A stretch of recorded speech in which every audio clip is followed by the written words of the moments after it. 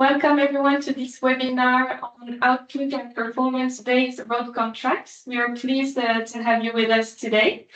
Just before starting this meeting, as I was saying, we have a real-time translation from English to Spanish to English. So please select your preferred language at the top of your screen. This webinar will be recorded, so it will be available on CICA's YouTube channel afterwards, so don't hesitate to go back to it. And well, without further ado, I will leave the floor to Fernando. Fernando, please. Buenos días a todos, gracias por conectarse a este webinar organizado por CICA, la Confederación Internacional de Asociaciones de Contratistas, en conjunto con FIC, la Federación Interamericana de la Industria de la Construcción. Es un gusto para nosotros, como parte de la actividad del Grupo de Trabajo de Financiamiento de la Infraestructura, presentar hoy los contratos de viales en particular, basados en el rendimiento o la performance y los resultados. Contamos con la participación de distinguidos especialistas, César Queiroz, Michel Demar y Chadi Khaled. Y dicho esto, gracias por participar, bienvenidos. Cedo la palabra a Michel.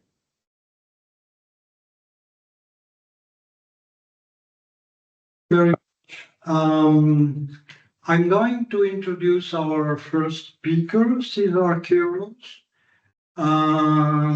César is an international consultant on roads and transport infrastructure. He had several positions with the World Bank between 1986 and 2006 as highway engineer. Prior to joining the bank, he was the deputy director of the Brazilian Road Research Institute in Rio de Janeiro, Brazil. He holds a PhD in civil engineering from the University of Texas at Austin, an MS in production engineering from the Federal University of Rio de Janeiro, and a BS in civil engineering from the Federal University of Juiz de Fora, Brazil. He is currently a lecturer and course advisor on PPP at the International Law Institute in Washington, D.C., and has been a consultant with the World Bank, Asian Development Bank, Inter-American Development Bank, European Bank for Reconstruction and Development, the U.S. Millennium Challenge Corporation, and several other public and private institutions. He currently serves as an advisor to the board of directors of the International Road Federation, Geneva, and he's a senior fellow with the Center for Infrastructure PPP Policy at George Mason University, Fairfax, Virginia. César, the floor is yours. Thank you very much, Michel. Thank you, muchas gracias, Fernando, por la presentación también. It's a great pleasure for me to be here today. I think this meeting started with discussion with Fanny, Michel, and Nadine in Washington not too long ago. Yep. And we really feel grateful for the invitation, and it's a pleasure to be with colleagues here. And I believe not everybody's in Paris, but it's not always that we have this chance to come to Paris and visit CICA. Speaking about output and performance-based road contracts is certainly great satisfaction for me. I have been involved in the sector in this particular area for at least 20 years, and I helped the World Bank to put together the current version of the standard procurement document for OPBRC, for output and performance-based road contract. Next, please. And we selected here several points to focus today. I understand that I have 25-30 minutes to go over these points. I don't think we can go into too much detail, but that's do our best to cover the main issues. First of all, traditional versus performance-based contracts. If you read the introduction to the standard procurement document, which is available on this web link, World Bank procurement web page, you see that they summarize the main concept of the basic contrast between traditional contracts and performance-based contracts. And the big difference is that in performance-based contract, the contract is paid on the basis, in the traditional contract, the contract is paid on the basis of unit prices. And this, although it may happen also in OPBRC contract, you certainly, for example, for emergency works, you're going to always have to use payment on the basis of unit prices. However, most of the contracts, or at least today, without fail. Please keep your microphones off during the presentation. So any issue with traditional or conventional contracts is that the contractor has the wrong incentive, in the meaning that the more quantity he builds, the more money he makes. Therefore, then that tends to lead to excessive variation orders or change orders. And next. So under PBC, the contractors propose to keep, for example, if it's a road contract, we know that performance-based contract, for example, in Argentina, has been used for dredging on the Rio de la Plata for more than 20 years.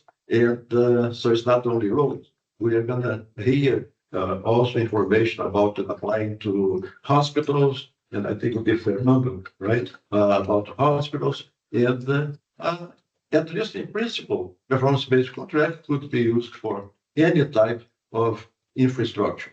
But we'll be focusing mostly then here today in my presentation on its application to roads. So a contractor for rehabilitation, for example, could be, the payments could be based on kilometers of road or a certain milestone, say for a 4-kilometer section or 5-kilometer section, that should be defined in the bidding documents. So the contractors should be fully aware of what they are bidding for.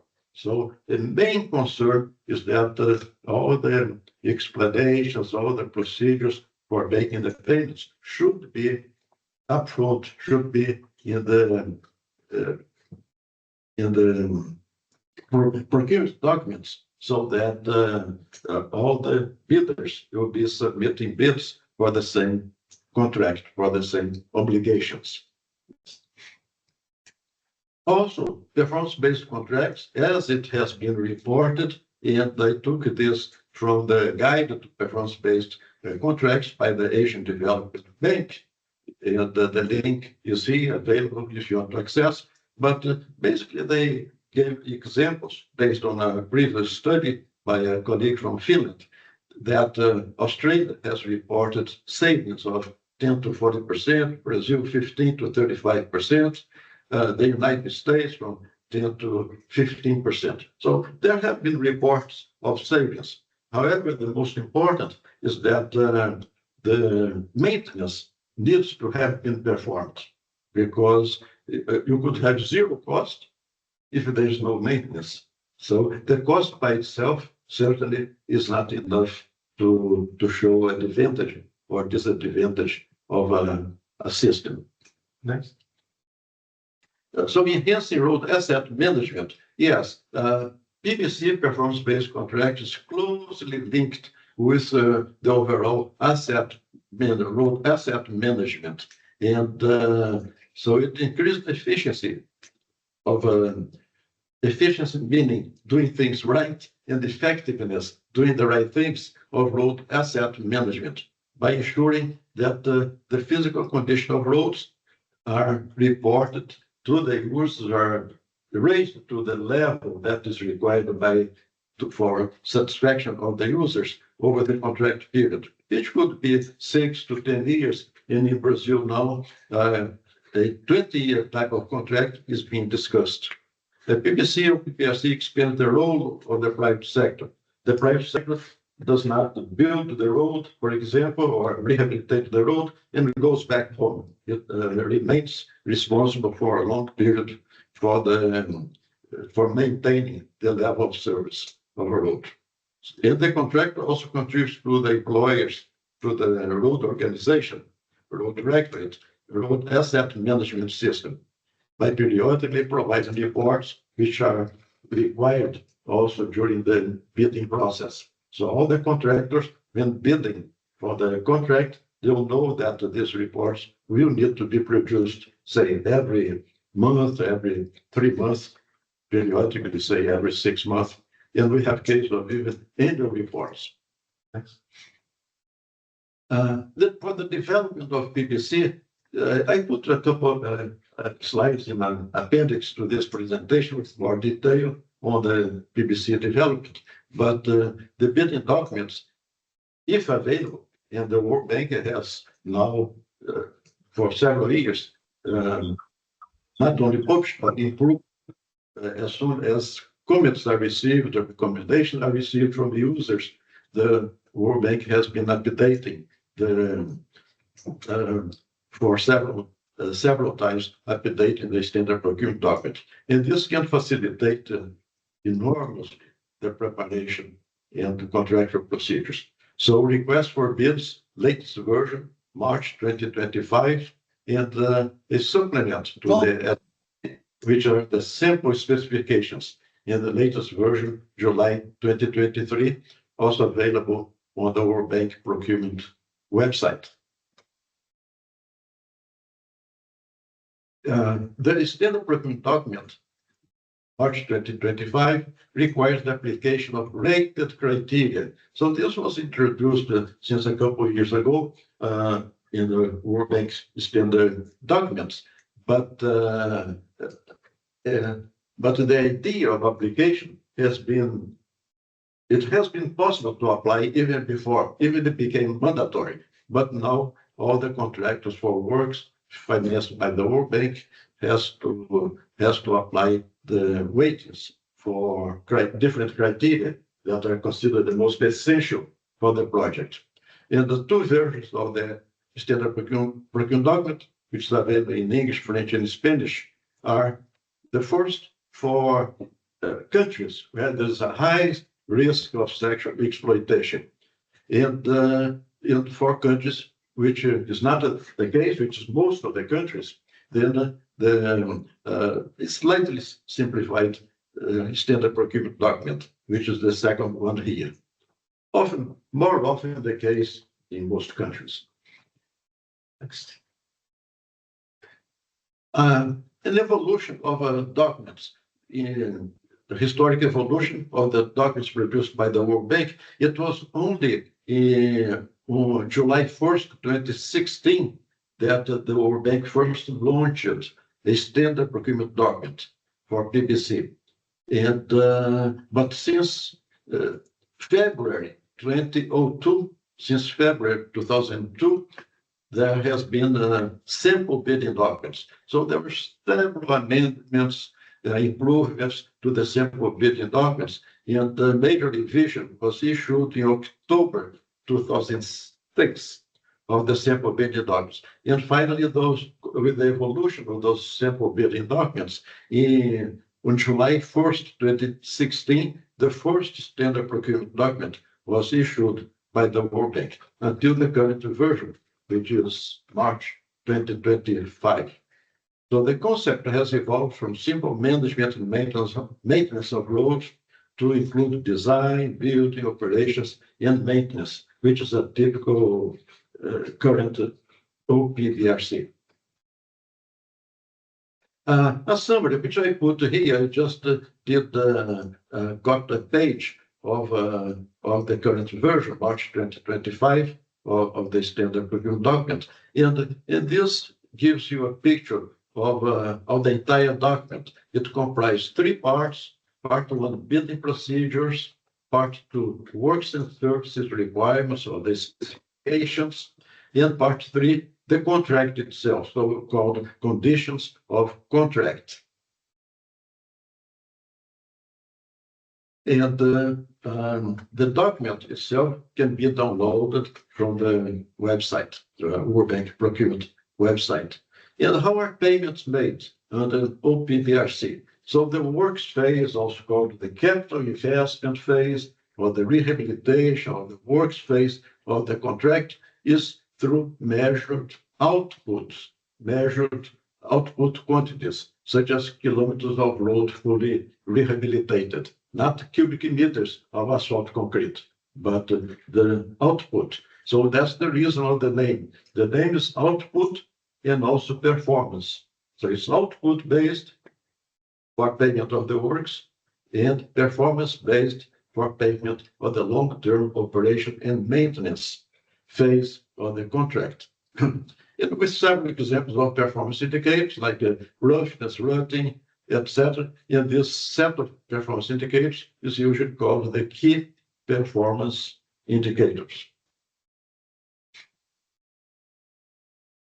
The O&M phase also include deferred payments from the works phase of the contract.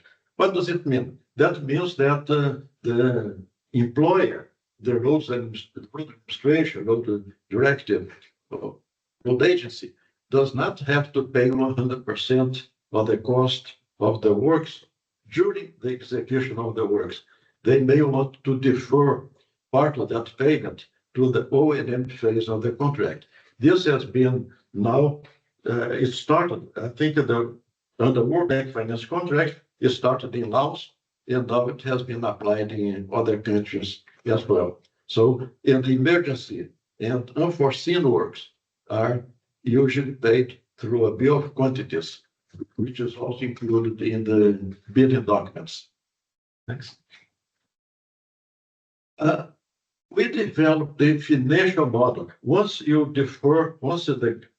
road authority decides to defer part of the payment of the works phase to the O&M phase of the contract, if the road administration makes that decision, they would need help, mathematical help. So using the fundamental equations of financial analysis, we developed a financial model that can be applied. It's available completely free of charge, fully available on part of this website, but also, I would say, from our email, mine and my colleague, Gordon Mladenovic, email. So you have my email in the presentation, and we will provide this completely for free of charge for anyone interested. And it has been used not only by the road agency, but also by the contractors, because in preparing their bids,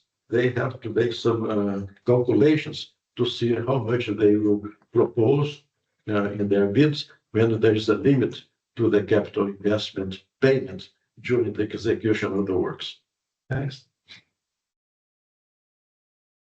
Preventing front loads is exactly the objective that the road organizations have when they require that part of the payment of the construction phase is done during the O&M phase. So we call this preventing front load bids. In the ITB 33.4 instruction to bidders, number 33.4, which is in the standard procurement document, it specifies. And then if you go to next, for each ITB instruction to bidders, there is a corresponding BDS, bid data sheet, where you as the road organization will prepare your bidding documents and will apply option 1. Will specify that say 80% of the total bid price, excluding provisional sums. For option 2, you can provide a certain amount, will be the maximum that will be paid for during the works for the execution of the works. I think the most important thing in this slide is the note. I should have put it in red. So the note regarding ITB 33.4 is that you could call it the skin in the game clause of the contract, because skin in the game means the contract will be responsible for the road, for keeping the road in the specified, under the specified condition over a long period.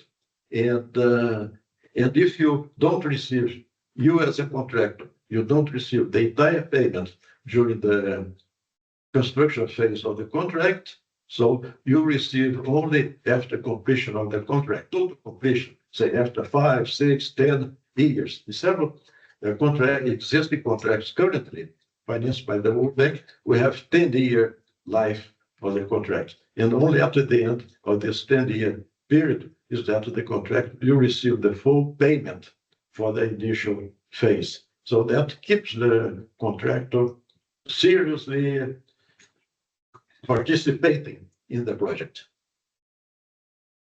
Next. A consideration is setting service levels. So this is very important from the perspective of the road entity, the road organization, because they will need to specify what level of service, what will be the limit, say, roughness. You want the road to be smooth, to be satisfying the road users, and avoiding extra cost with vehicle maintenance, fuel consumption. So you want to keep the road at a certain level. But this is also based on an economic consideration. So we need to be in a balanced position between the minimum cost and a maximum benefits to the user. And this balance of benefits and costs should be considered by the road administration before they specify. And also technical conditions. You don't specify a maximum roughness, say IRI, International Roughness Index, maximum, let's say 1 meter per kilometer, which is a basically threshold used in the US for major highways, 1 meter per kilometer, maximum IRI. But if you specify that in Cambodia or in Tanzania, it may be very difficult, extremely difficult for the contractors to comply. So all these factors should be considered by the road organization. And we have examples of where the contractors question the specification in the bidding documents by the road organization and the road administration, and they reconsider the amount to be put there. So this is a very critical condition during the bidding process and during the interaction with that period, say 30 days or 40 days or so, where the contractors can interact with the road administration before the bidding documents are fully finalized. Tools often used to optimize road network investments, such as HTM4, RoadNet, can be used to come up with what would be the service level that could be required by the road agency to optimize or to minimize the total road transport costs. I think I have an example in the next one. Yes, an example. Just to illustrate, I put here on the vertical axis costs, so the costs to the road agency, to the road administration, and the cost to the road users. As you go from, and the horizontal axis is IRI, International Roughness Index. High IRI is on the left side. As you go to the right side, you have a lower IRI, which means road in better condition or too good condition, and on the left side, road in poor condition or too poor condition. If I plot the two curves, road user costs decrease as the road condition improves, and road agency costs increase to keep the road in better condition. So they will have to spend more. If we add up the green and the brown, I think that's brown in the green lines, I have the red line, which is the sum of total road transport costs. So there's a minimum. Let's say that minimum is 3 meters per kilometer for IRI. Then that is a number that the road administration could consider to require that the road be kept not higher than that amount. and that would be included in the bidding documents. So all the contractors who are bidding for that project will be fully aware of what will be required during the life of the contract. I just quickly here, just to map you where OPBRC is. So I think that if we divide the roads in the world into 4 quadrants, 4 categories, PPP toll-free roads, PPP toll roads, non-PPP toll roads, non-PPP toll-free roads, I think OPBRC could belong to PPP toll-free roads, which means it's a form of PPP, contract is paid based on performance. So it's a form of PPP, but without charging tolls. And it could also be a little higher there in PPP, under PPP toll roads, where it could be an OPBRC, but on that road, there could be toll collection. That's rare, but IADB, the Inter-American Development Bank, was giving support to Paraguay to develop a OPBRC contract, and they asked me to help, and the government came up with the idea, oh, we already have toll collection on this road by the government. And how about if we transfer? We transfer the toll collection, the contractor cannot change the toll rate. They keep the toll rate, and but they will be in charge of collecting the tolls on that road, and we do the bidding. I said, okay, so let's factor it in during the bidding process, and that's what that's how they have done, as I understand it. So it's possible to have then OPBRC plus toll, but there are not many cases that I know of.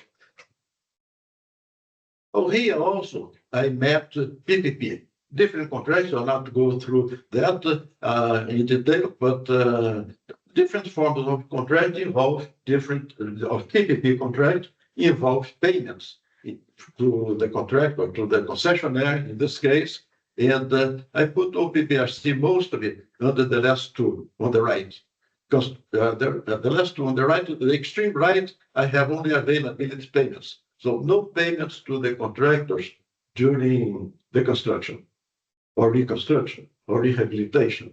Only payments to the contracts during the O&M, operation maintenance phase of the contract. That's availability payments, OPBRC. That's very rare. Again, I have an example that I worked with in Colombia. In Colombia, I was working with them to help through the Inter-American Development Bank, and they told me, no, we don't want to make any payment to the contractor during the rehabilitation of the road. We want to make only O&M payments. Okay, and the financial model that we developed can also be used for that case, but it's mostly used for the next to the last, which is construction subsidy and availability payments. That's a typical case in the case of the first OPBRC contracts that were implemented. Well, that happened to have been in Laos. In Laos, we used that kind of model and applied the financial model for that possibility, and it has been the case. Construction subsidy, which means the part of the investment that is paid to the contractor during the works phase of the contract, is called here construction subsidy, construction grant, or upfront payment, and then over the life of the O&M phase of the contract, the availability payments. And I put OPBRC with question on the 5 minutes. I put on the left side user fees and availability payment, which is the case I mentioned that happened in Paraguay. Next. Michelle said that I have 5 minutes. I don't need 5 minutes. Can I do in 2 minutes? Okay, 2 slides. 1 minute for this slide, 1 minute for the last slide. Okay, in this slide, which I have 1 minute, okay, for this one, I put on the vertical axis, I put risks to the public sector. On the horizontal axis, I put risks to the private sector. They increase to the right. Okay, and where you put the forms of contract, force account or direct labor, where the government does everything, then you don't transfer any risk to the private sector. So you are on top of that force account. Okay, then as you are start changing the forms of contract to involve the private sector, you tend to increase to transfer more risks to the private sector. Go move it to the right. And then I have traditional forms in the traditional contracts or standard contracts, not standard, the traditional, the usual form of contract without performance-based. And then we have performance-based contracts such as OPBRC, availability payments, the type of PPP, where there's no collection of fees from the users, all payments from, say, annual payments, biannual annual payments to the contractor, shadow tolls, toll road BOT, and BOO, build, own, operate, which the maximum transfer of risk to the private sector. All ownership is by the private sector. And we have a few examples, not many. One day in Washington, from the Dulles International Airport to Leesburg in the state of Virginia is one example of that. Next. And my last slide, to conclude, be careful when sharing risks. We are on the same boat. Okay, these guys on the left side could be, for example, the government, the roads administration. Let's transfer all the risks to the private sector so we can smile. And the hope, if there's any hope, will be on the right side. Ultimately, we all would sink if the project fails. So we are all interested in that the project be a win-win situation, including for the development banks. Thanks. Thank you very much. Thank you very much, Cesar, for this very holistic approach to OPBRC and also for restricting the time schedule. Congratulations.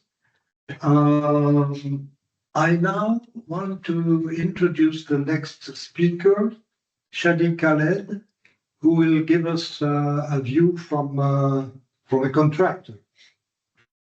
Shadi has been part of the Vinci Group since 1990, and he occupied many positions from project manager, development manager, country manager for the Baltic countries, international rate project manager, and PPP design and build developer. He worked on projects worldwide in France, Europe, USA, Canada, Chile, Africa, and Asia.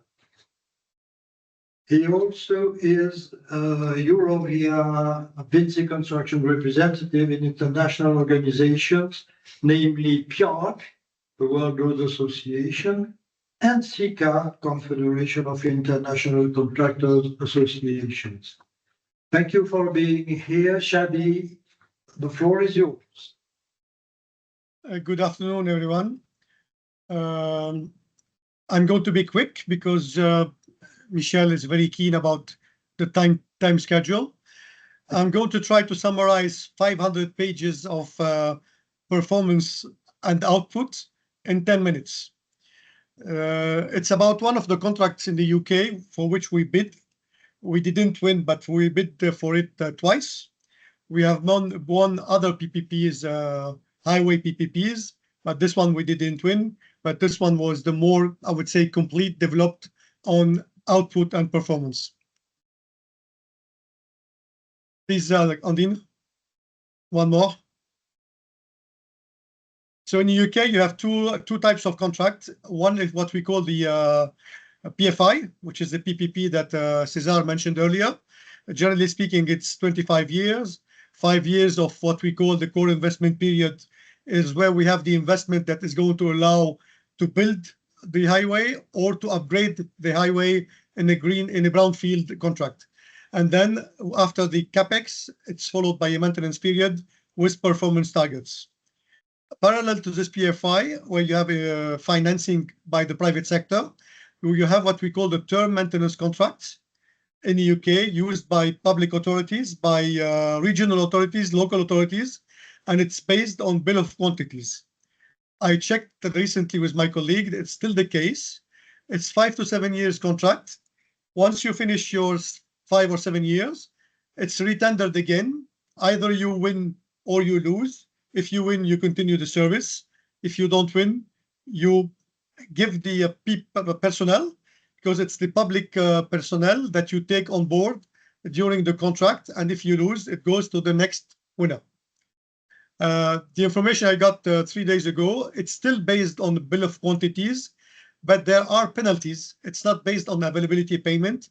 There are penalties in case of non-performance, but unfortunately, I don't have examples. And this contract is based on the NEC contract, which was presented during one of the CICA webinar. Next, please, Ondine. So mainly the payment deduction and the adjustment, we have to monitor and measure. There is a frequency to measure for each indicator. Some of them could be monthly, some of them could be yearly. It depends on the indicator itself. There is a rectification period during which we have to do the correction, and otherwise there will be deduction or adjustments. There are a number of occurrences. There is an amount of points or an amount or points, sorry. You can have a monetary amount of the deduction, or you can have a point and the point has a monetary value. And then you have a number of periods. For instance, if you have to repair within 1 hour, the adjustment could be for 10, for example, for the first hour. And if you don't repair for the first hour, there's a multiplier. So the next period will be, let's say, 15 and not only 10. And it goes so on.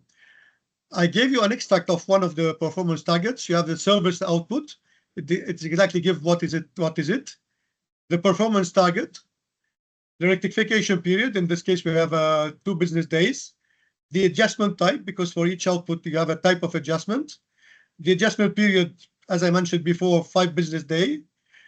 The moratoria works mainly on the brownfield. For example, when you didn't apply the CAPEX yet, you didn't upgrade your highway, you are not supposed to receive penalties or adjustment. Once you have upgraded your highway, then you can start receiving adjustments. Then the monitoring methodology, in this case it's F, and the monitoring frequency every 3 months, every month, every year, it depends. Next, please, Ondine. I gave you one example over here.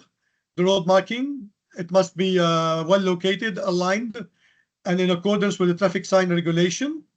Rectification period, you have 3 months to rectify. There is a type of adjustment, 7 days to rectify. 1 year, that means within the first year, you have to upgrade all your road marking. The monitoring method, and it's monitored once per year. Next, please, Ondine. These are the performance standards that we have in this contract. As I said, 500 pages. Infrastructure condition. Next, please, Ondine. It's mainly about the physical condition of the road and the structural condition of the road. It's a physical inspection or measurable criteria like this, the RRI, the skid resistance, or other things. It covers all the components of the road, carriageway, footway, curb, cycle, whatever. And sometimes the choice of materials that you can use or you cannot use. Next, please, Ondine. The network performance, we have to make sure that the network is available. There is nothing on the carriageway that doesn't allow the use of the motorway. There are no spillage on the road. That will program the maintenance, which means the heavy maintenance is carried out. The drainage system is operational. The road markings are in good condition, and there is no weight or height restriction, and the damages are repaired. So that is the network performance. Next, Ondine. This is about horticulture and trees. Okay, there is for the authority, they have a tree policy. We have to comply with this tree policy. We cannot reduce the number of trees, and if we remove a tree, we have to replace it. We have to make sure that the carriageway, everything is free from vegetation, and the products must be compliant with legislation and the policy of the authority. Next, Ondine, please. Winter maintenance, I will not go into detail. Most of you know what is winter maintenance. In winter maintenance, we have two components. One of them is a preventive treatment, and the other one is reactive treatments. And we have to we can comply with all this. And we have to make sure that the road, as I said before, is ready to be used and free from everything. Next one, please, Aline. Emergency responsiveness. It's mainly, for example, in case of accident. If there is an accident on the road, the private partner will have to do the public authority work. Then we have to secure the zone where the accident took place. We have to cooperate with the other services like the firework, the ambulances, and all the other things. And afterwards, we need to repair the damages resulting from the highway emergency. Sorry. Next, Sandine. The safety performance. We have to operate the infrastructure in the safe way. We have to make a safety assessment of the road on a yearly basis, and we have to suggest and to propose some areas of improvement and some traffic improvement, speed or whatever needs to be done, traffic lights or things like this. Next one, please, Ondine. Network management, meaning that we have to operate all the systems that control the network. We have to manage the variable messages system. We have to manage the bus system, the car system, mainly information. We are not going to manage the buses, but we have to inform. All the information has to go on VMSs, and we have to inform the the network users so they can know exactly in real time what's going on the network. Next one, please, Ondine. We have to do annual reporting for the public authority. We have to manage all the relation with the public. This is a very sensitive issue. Next one, please, Ondine. Strategic assistance, we have to, like previously said, we have to carry satisfaction surveys. We have to propose innovation. We have to cooperate with auditors and inspectors. We have to make available all the data that we have. Next one, please, Ondine. We have to comply with the authority policies. We have our vehicles must be identified during the operation. We have to comply with the codes of practice. We have to coordinate all the works on the network because we are not the only one operating on the network, and we have to comply with the client practices. Next one, Ondine, and that's it for me. Sorry, but as I said before, it's 500 pages in 10 minutes. It's a very complicated contract. When we bid on this one, I don't know whether some of you are familiar with the Monte Carlo methodology. We had to use a Monte Carlo method to quantify what could go wrong on a network like this one. Thank you. Thank you very much, Jackie, for this really comprehensive presentation of the 500 pages in 10 minutes. I'm now pleased to introduce our next guest speaker, Michel Desmar. So Michel has an extensive experience in both the public and the private sector. He notably worked for 17 years at the French Ministry of Equipment at the time. He also did 1 year at the World Bank, where he met notably César. He also worked for 20 years at Colas. And in the margins of this work, he had the opportunity to be the president of the EIC, the European International Contractors. And he also worked a lot with PIARC, the World Road Association, for which he still works. And he's currently the chairman of the CICA working group on well-prepared projects and our treasurer.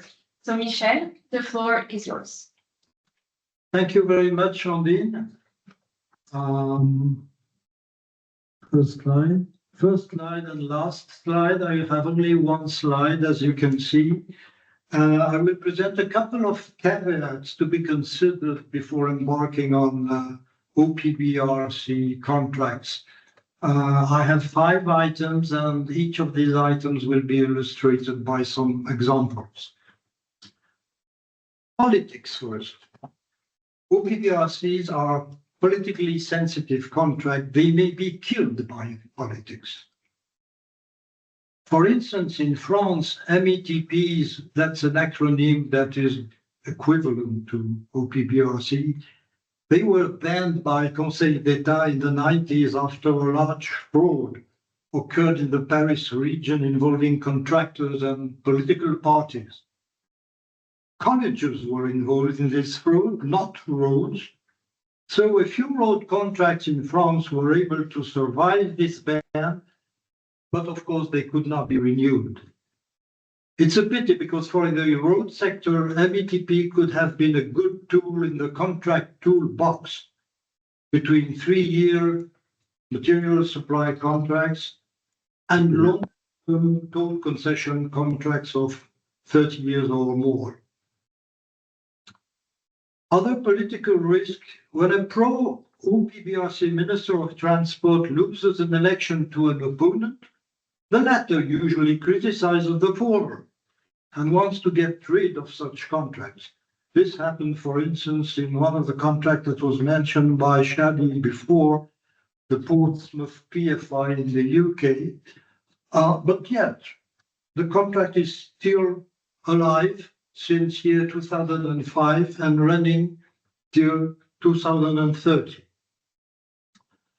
But at some point in time, there were political problems. Second point, the resistance of road administrations. These administrations may be reluctant to give more power to the private sector regarding the detail of operations. An example from the province of Alberta, Canada. I happen to have drafting a case study for the first version of the World Bank PPP toolkit. In the province of Alberta, road maintenance was carried out in-house. Yet the Premier decided that he wanted to do more steering and less rowing. A large move then occurred towards the creation of private road maintenance companies, including transfer of staff, equipment, and facilities, which was considered a success, except for the final step that should have led to performance-based contracts. Why? The guy in charge told me that nearby residents would not understand why a contractor should be paid a monthly fee, even if he had not shown up on that precise month. Obviously, not understanding the service dimension behind this type of contract. It's just like you would not pay your car insurance premium until you get an accident. Third item, project selection. One of our former colleagues of the World Bank, Andreas Schliessler, was keen on using PBC in road projects, but he could only use it in a country he was in charge of, so he chose Chad. Applying performance-based contracts on an earth road in Chad, where in some places the road did not even exist, was quite a challenge. This circumstance may have led to the change César mentioned earlier, according to which some PBC contracts should also include rehabilitation or even reconstruction of the road prior to the maintenance phase, hence the apparition of OPBRC. Fourth point, performance targets. This was also mentioned in detail by César.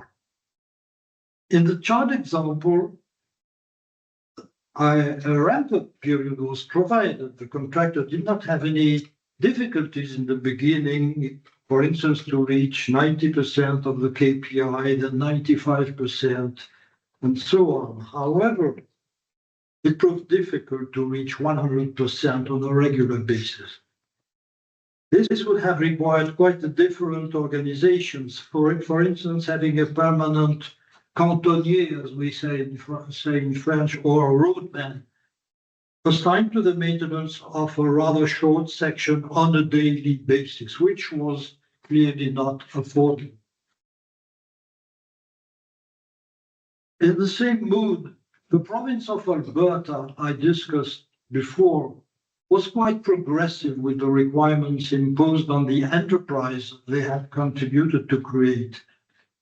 These enterprises were initially tasked with the pavement itself and the shoulders, then signing and marking, ending with winter maintenance. I think this was a good approach. Note that the previous 3 points are sometimes interrelated. The road administration being told that the private sector will fare better than the public may tend to select difficult projects for a first try, or harden the performance criteria to degrees they themselves were never able to achieve. And finally, competition issue. A rather strong road administration is required to administer all OPBRC aspects, but contractors also have a learning curve ahead. In the province of Quebec, Anne-Marie Leclerc, former president of PIARC, launched a couple of PBC contracts, which apparently went well. But she was faced afterwards with protests from some SMEs who feared they would be excluded from this type of contract. And Anne-Marie eventually gave up PBC. But even large contractors may be a bit reluctant to enter the OPBRC market. They may be pleased with the current fragmentation of the maintenance market, whereas they would face greater risks with OPBRC of larger dimension. The contractor is very happy when he wins such a contract, but he gets very sad if he loses it after retendering. What about his staff, his equipment, his organization? We discussed this with the TUP system in the UK. Similarly, road administrations need high negotiation power for these contracts, which may make these contracts inappropriate, e.g. for small municipalities.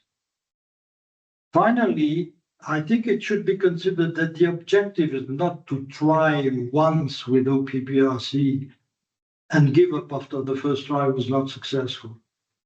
A better approach is to consider all the above-mentioned caveats and deal with them in such a way that OPBRC can actually become a new and promising tool in the procurement toolbox. Thank you for your attention. Thank you very much, Michel, for its experience sharing. I will now introduce the last speaker for today, which is Fernando Lago. So Fernando is an engineer and has been working for Camarco, so the Cámara Argentina de la Construcción, for several years now. He is a specialist in PPPs and in financing of infrastructure. And he is currently the chairman of CICA's working group on the long-term financing of infrastructure. So please, Fernando, the floor is yours. Bueno, buenos días a todos, buenas tardes en Europa. Quiero ampliar el panorama refiriéndome a la aplicación de este tipo de contrato a proyectos hospitalarios. Podemos presentar una experiencia muy positiva tanto para el cliente como para la empresa concesionaria en contratos de recuperación y mantenimiento, CREMA en español, de las instalaciones de hospitales en la ciudad de Buenos Aires entre los años 1992 y 2010. En particular, puedo referirme al mantenimiento y recuperación del Hospital de Niños Elizalde en la ciudad de Buenos Aires. Este es un conjunto de edificios muy antiguo, iniciado a principios de 1900, con el esquema arquitectónico habitual en esa época, pabellones aislados para prevenir las infecciones. Pero el hospital se encuentra excelentemente ubicado en una zona poblada de fácil acceso, resulta muy concurrido y es reconocido por toda la población, lo cual hace difícil su remoción o su cambio de ubicación. Siempre estuvo y continúa estando en plena operación. Entonces, la ciudad de Buenos Aires licitó en 1992 contratos de concesión basados en performance o resultados con un plazo total de 10 años para varios hospitales en Buenos Aires con un mismo esquema similar a los cremas viales que César refirió al principio en Argentina. El esquema contractual consistía en un plan de recuperación de las instalaciones preexistentes basados en la performance esperada de la obra recuperada y una etapa complementaria de mantenimiento y limpieza del hospital. Como ejemplo de la especificación de las tareas de recuperación de las distintas estructuras, podemos señalar que los pliegos de condiciones imponían la instalación de grupos electrógenos en cantidad y potencia suficiente para asegurar el servicio de ascensores, quirófanos para cirugía y equipos médicos, así como iluminación de emergencia en sectores preestablecidos, sin otra indicación que esas condiciones a comprobar en pruebas de recepción. Se establecía también la renovación de tableros y cables eléctricos por sectores, en etapas, pero solo condicionadas al cumplimiento de las reglamentaciones de instalaciones eléctricas municipales vigentes al momento. Se pedía también la renovación de tanques de agua, ramales de distribución de agua, con la única especificación de cumplir las reglamentaciones municipales del momento. Se agregaba la reposición de artefactos sanitarios dañados o removidos, similares a los preexistentes. En otros aspectos se imponía la reconstrucción o reparación de cubiertas y aislaciones hidráulicas con una exigencia de 0 filtraciones en pruebas de inundación y a lo largo de los siguientes 3 años. Se disponía el reemplazo de carpinterías exteriores, imponiendo que la infiltración fuera menor que un cierto valor especificado. En otro aspecto, se imponía la reposición de pisos y zócalos de tipo sanitario con la única condición de que soportaran el alto tránsito. Y se disponía, por ejemplo, la pintura por sectores cada tantos años. Estos pagos de recuperación eran pagados en cuotas a lo largo de 5 años, a contar desde la recepción de la tarea en un cierto sector incluido en el plan. A esos pagos se agregaba una cuota mensual, pagadera en breve plazo, para retribuir el mantenimiento preventivo y correctivo, así como la limpieza. El mantenimiento correctivo imponía la solución del problema dentro de las 48 horas de notificado. El mantenimiento preventivo debía evitar la aparición de eventos de fuera de servicio o de reclamo del usuario. La cuota mensual era abonada en forma total si no se excedía un número especificado de eventos desfavorables mensuales. De la misma forma era pagada la limpieza mensual al valor cotizado, salvo que los reclamos de los usuarios excediesen un cierto número mensual preestablecido. Este esquema resultó ampliamente satisfactorio y aceptado por el cliente, por los usuarios del hospital, por sus directores médicos y profesionales. Y además resultó una experiencia muy positiva de aprendizaje para las empresas que tomaron este tipo de contrato, que luego se extendió a otras regiones del país y a otros tipos de edificios. Muchas gracias.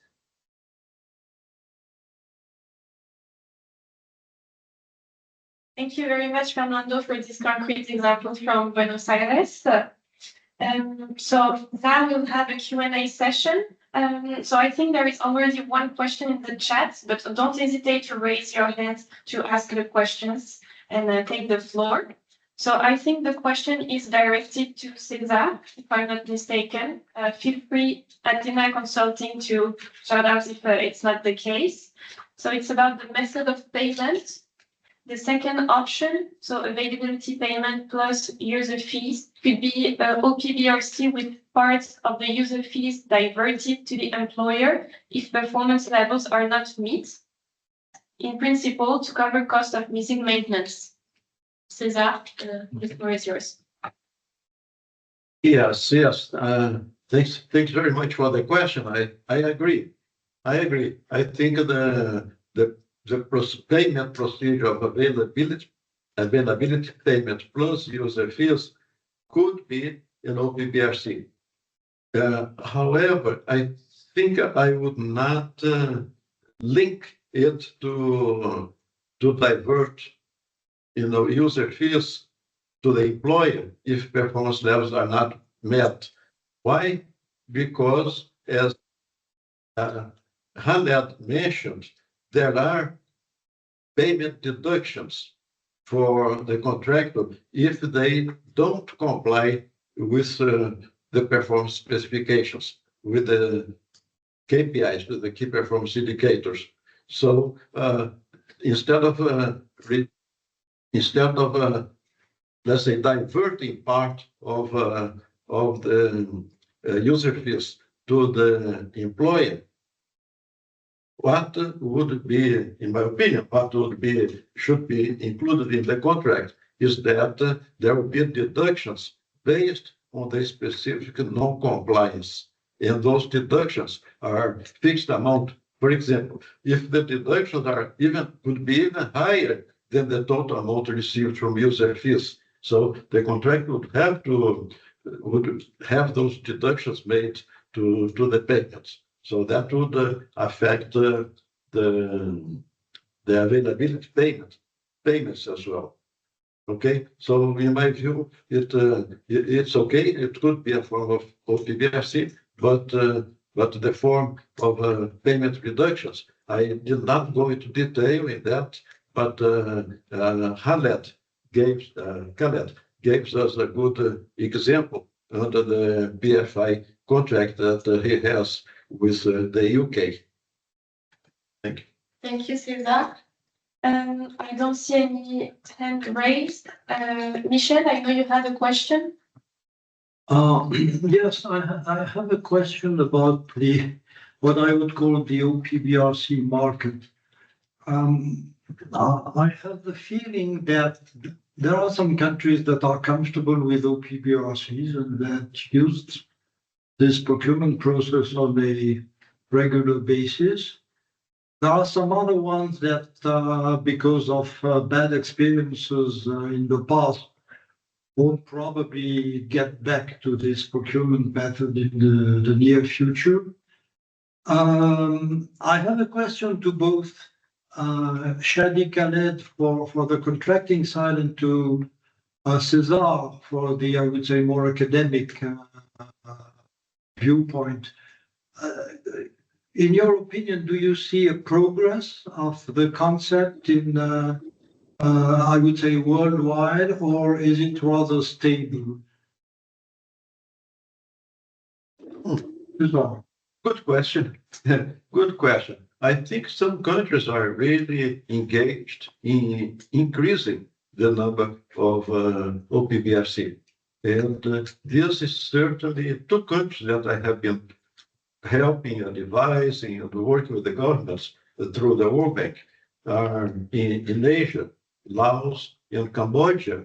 And in both Laos and Cambodia, there is a genuine interest by the government to increase. They started with 2 PBRC contracts, OPBRC contracts, and now they have about 10 on the preparation or implementation.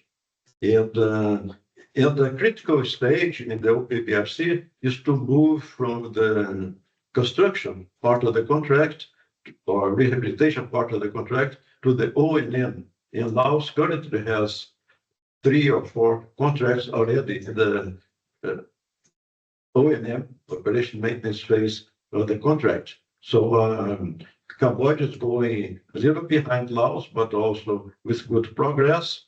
In countries that, and you mentioned something interesting, Michel, that I was thinking about, the case that some countries had the experience with and lost the interest. And I'll give you one country that I'm helping the European Bank for Reconstruction and Development, the BERT, in Bosnia and Herzegovina. And they, years ago, they had an introduction, they signed a couple of contracts, more performance-based contracts. There were some negative points. Apparently, the contracts were not meeting the indicator in an extremely high level that the contracts had to be terminated, and they didn't adopt anymore. Now they're interested in coming back to it, and they probably will go to a full-fledged OPPRC type of contract, and which they didn't have in the beginning. So the lack of rehabilitation first was a big problem. So I think the countries are interested, and they will be pursuing it. Thank you, Cesar. Shadi? What I can say, even though the PPP, because I'm going to talk mainly about the PPP, even though the PPP market has slowed down in the UK, we are seeing now in the PPP development in other countries, like the Czech Republic, where we delivered the first PPP last December, and now there is a tender going on for a new motorway, and there are 2 new PPP for motorways in the pipe, and they have also railway PPPs, not only on road. Slovakia is intending to launch a prison PPP, and we are currently working on a tender in New Zealand for a PPP as well. It's a highway PPP. So I would say it depends on the country. Sometimes it slows down. In other countries, it's just starting. Okay, and what I meant to mention as Si well. puedo comentar, ¿me escuchan?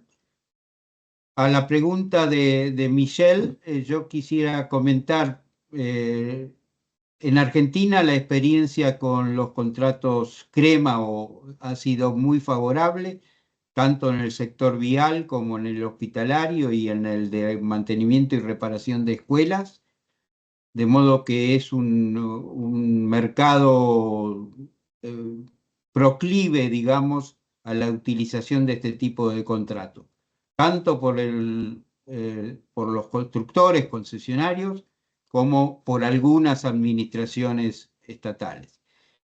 Creo también que el sistema está teniendo amplia repercusión en Brasil, con un proyecto CREMA 2, que fue para mantenimiento y recuperación vial, que fue objeto de un webinar de nuestro grupo hace un mes o 2 meses y que está disponible en la web. Muchas gracias.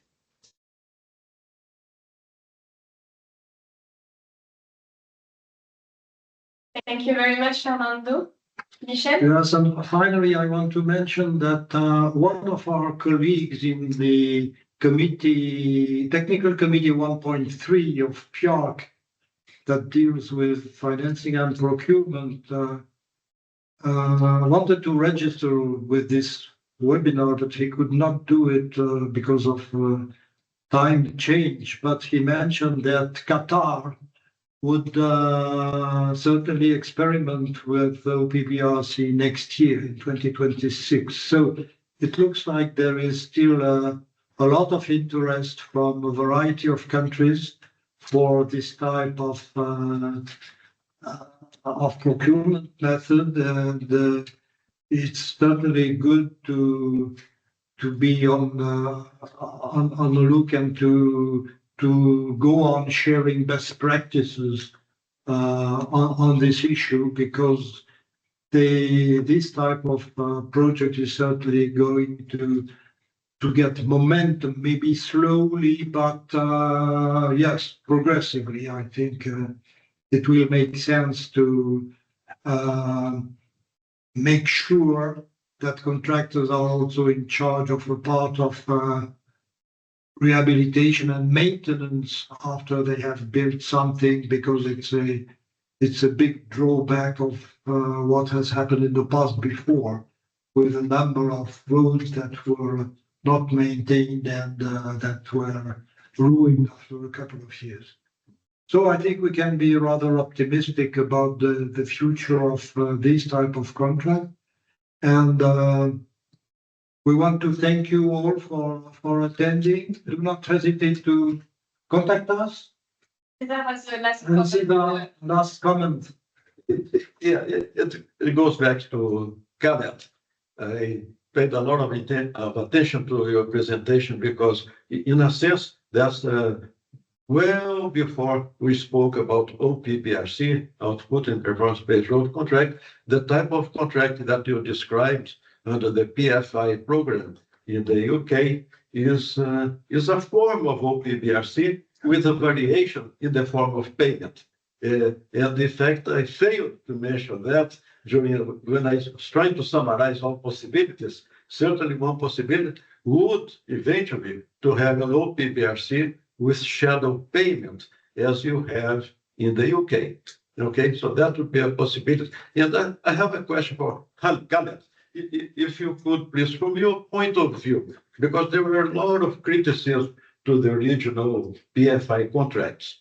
They are, all of them are without user payments. All of them are payments by the government, but mostly in the form of shadow tolls, as I believe is the contract that Khaled described. So it seems that the UK is really going, not adopting anymore this type of contract. But from what we heard from Khaled, it seems that your current contract is considered satisfactory.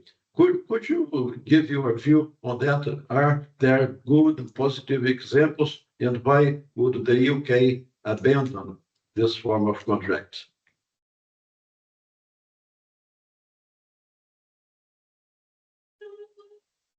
Shadi, I think Shadi is not in.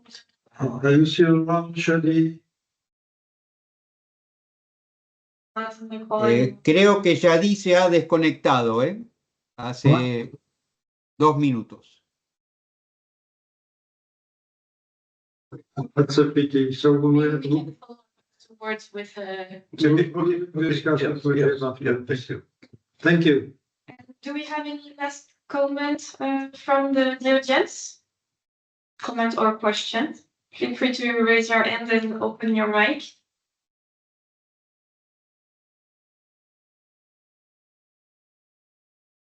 Okay, Okay. with that, Michel, the floor is yours.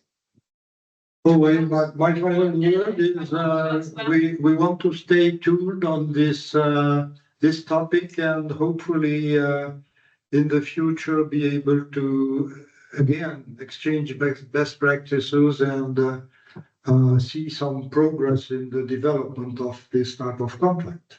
That's all I can say. I thank you very much for having listened to us and participated, and do not hesitate to contact us if need be, and you want to get some more insights in these issues. Thank you very much.